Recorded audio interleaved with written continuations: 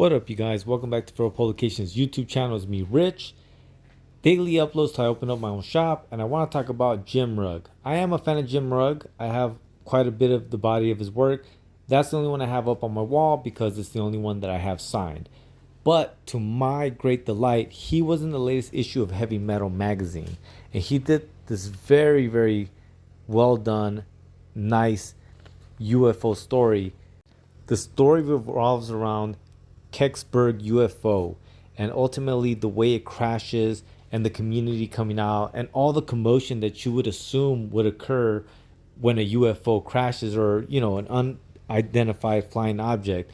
And ultimately in the comic it also goes through like this whole cover up spectrum of it all and how they covered it up. And something very eerie to me was there's a reporter who also started to interview people and started to accumulate photos and things like that about this incident.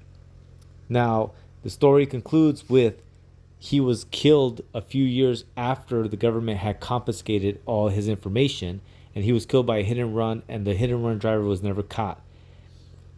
The thing that flipped me out was that this is actually based on some real shit.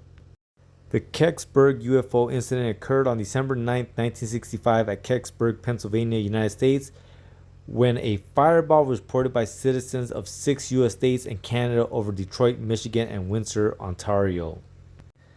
Now, that's good storytelling, man, because I read this and out of curiosity, I was like, let me Google this thing to see if it actually exists, and it does.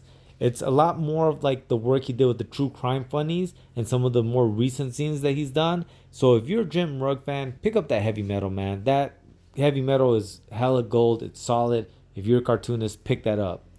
And while you're at it, don't forget there will be a link in the show notes to Feral Publication where you can get the zines, buttons, stickers, and t-shirts that I make.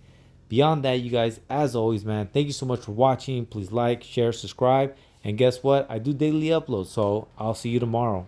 All right, you guys. Lates.